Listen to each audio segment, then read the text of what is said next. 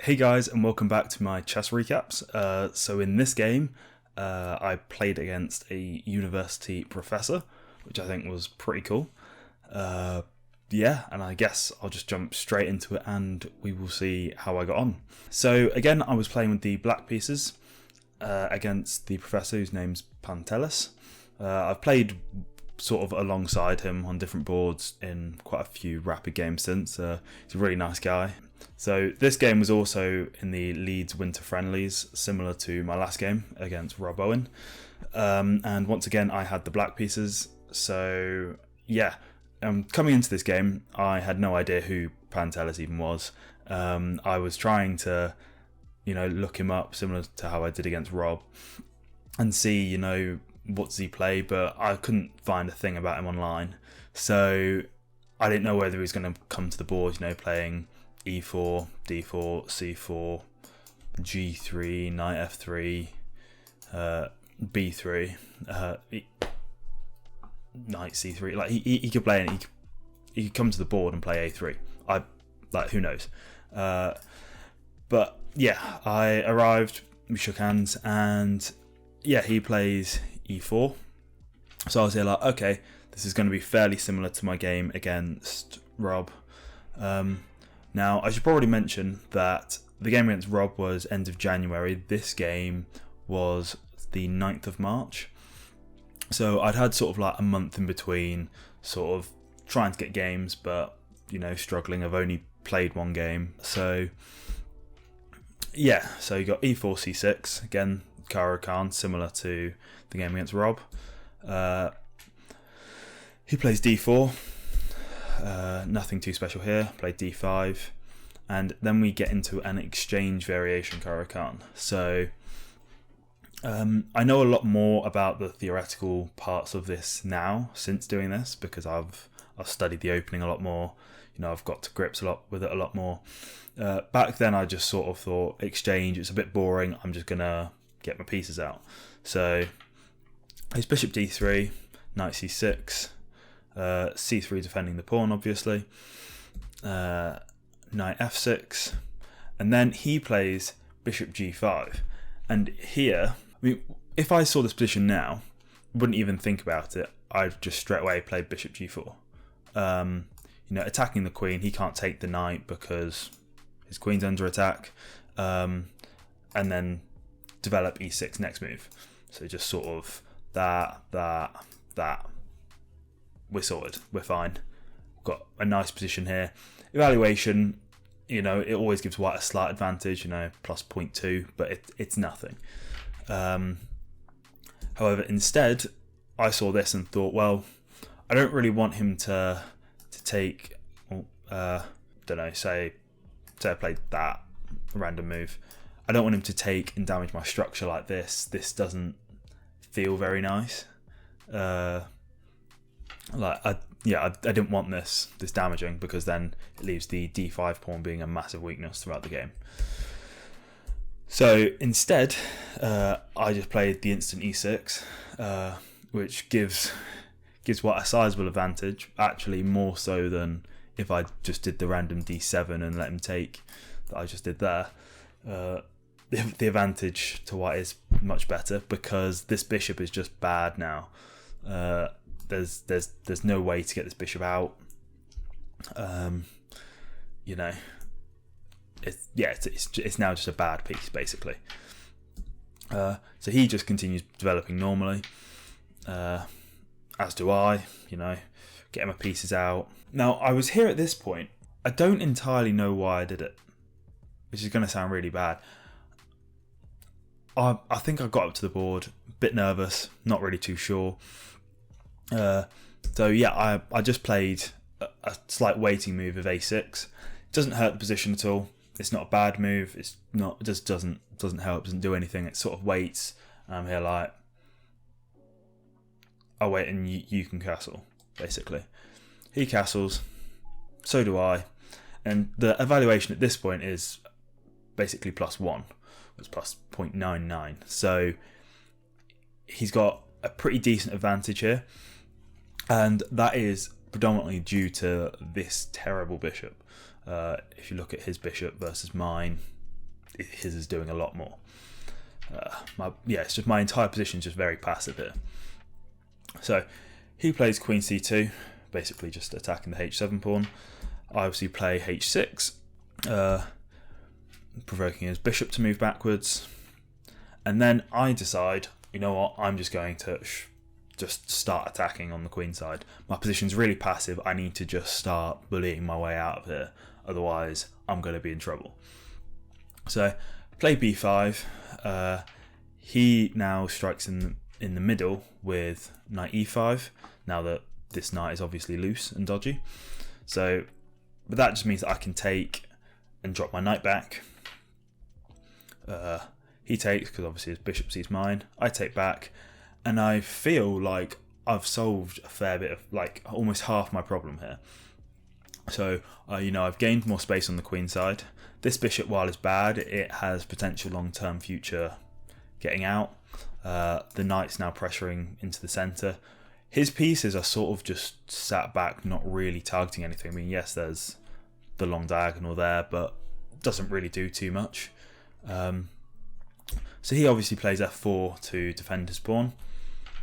I play bishop b7. So at this point, basically, my idea is there, and basically apply pressure towards the queen. When the queen's on the c file, if you can then get a rook on the same file, then you're in good stead, because it means that this pawn is easy to be attacked. So he goes knight f3. Just sort of realising also that his pieces were all here awfully, so he needs to try and get his pieces into sort of a better position. That d4 square for the knight's looking quite nice and stuff. I continue with my plan, playing the rook to c8. Potential ideas in the future of sort of either chipping away at his structure, potentially in the long term pushing that pawn and opening up this bishop on the diagonal. So he plays a3 here, basically largely to stop that plan of pushing that pawn, because if he allows me to push that pawn, it gets the whole position a bit dodgy, because then I can split his pawns, and it's just not a very nice position. So he's obviously going to defend against that. I launch my knight into c5 because, again, that looks like a very nice place for my knight to go. It's sort of he's got his weaknesses on the light squares, which my knight now is looking into. Now he plays bishop h7 check, which I think was the second best move in the position. It's not a bad move, not one that I'd personally ever even think to play in this position, because I'm here like, what does it really do? Because I have to play king h8. Now, see, this is the thing when you start playing moves like that. The only move that retains advantage for white is now bringing the bishop back to d3. Almost like you've done nothing in the position. You've moved my king over a square and come back. That's it. He doesn't do that, and what he does is he plays a very, very weird move here.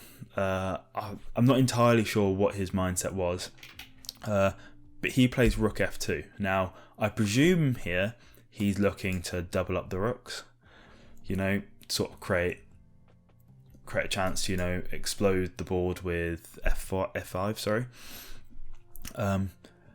However, what he did miss, and I don't know why I didn't play this in the game, but just the simple g6 here, and where's that bishop going? He can get 2 pawns for the bishop. He can, just take with his queen. But at this point, I just go queen g7, and suddenly he's just down a piece. Like there is nothing about it. I'm now pressuring everywhere. This is a sizable -2 advantage in black's favour. Now the whole option of cracking the board open with d4 in the future is very nice, because this diagonal's open as well. It's just things like that. I don't know why I didn't play this. I clearly didn't like I'm pretty sure at the time I was there thinking I don't really want the board to open up, or I don't want my king to be open. But with the king on h8, you know, this line doesn't really, like, my king's not in any danger. He can't take here because like everything in my position's nice and protected. But anyway, what I did instead was, which isn't a bad move, but that was sort of the only thing to get like this big -2 advantage. I played a5, sort of with two ideas here. The first idea is, if I get a chance on the next move, to play b6 and just completely crack open the position and then chuck my knight into, say, here, which would attack. So let's say he continues his plan and doubles up his rooks. Then I play b4, takes. This is just an example.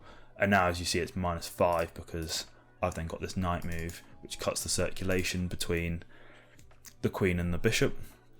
The queen has to move, so the queen probably moves to there. I mean, the engine actually says the best move is just take the bishop and then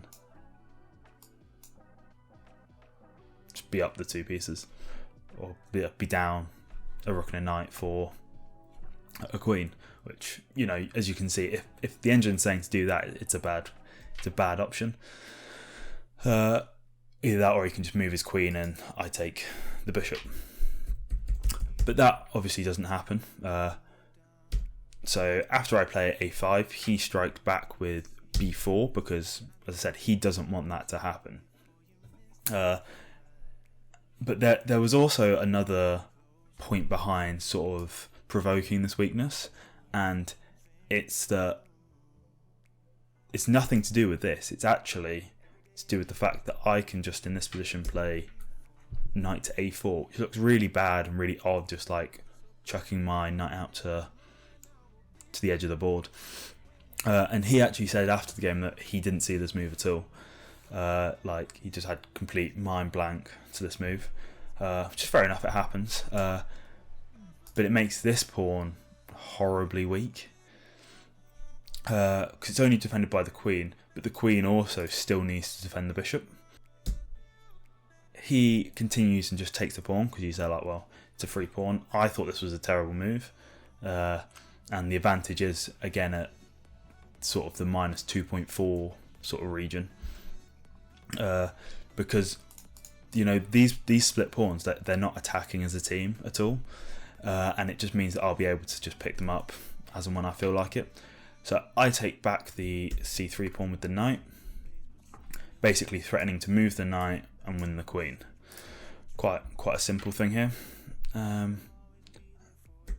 He plays bishop back to d3 because, again, he doesn't want to have the circulation cut off and all the rest of it. But even in doing that, you know, I'm now attacking his rook and his queen. He moves, I take, and then here I thought that this was quite a good idea to just go queen c5 and basically try and force the queens off the board. He doesn't want to do that because obviously if the queens come off the board, then he's just down a rook in this game, and that pawn's very weak for me to pick up. It's just going to be a horrible game for him. So he plays knight to d4, at which point I then think, well, this piece can't really be defended at the moment, and his entire position's sort of paralysed unless he wants to just move his knight and then I can take his queen. So I play rook to a8. How is he going to defend this pawn? Like, he can't at all unless he defends it with the knight, and as I said, loses the queen. Here's where he sort of, I feel like he's slightly given up at this point in the position anyway. He plays h3, which sort of has the idea to unpin himself and then probably move the bishop, not there, but unpin himself, move the bishop.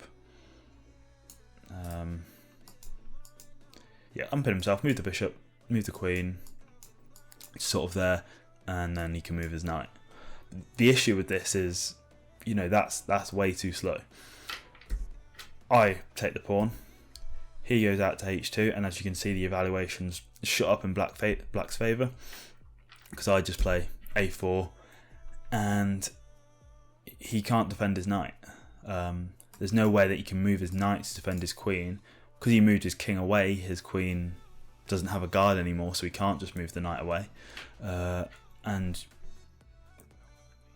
yeah, he just resigned in this position. So that it was quite an interesting game. My second win, both with black, and both just in the Caro-Kann. It's sort of as soon as I get an advantage, I seem to be taking it. It's going very well. And yeah, that's sort of it. Leave a like if you enjoyed, subscribe if you're new around here, and I will see you in the next video. Peace.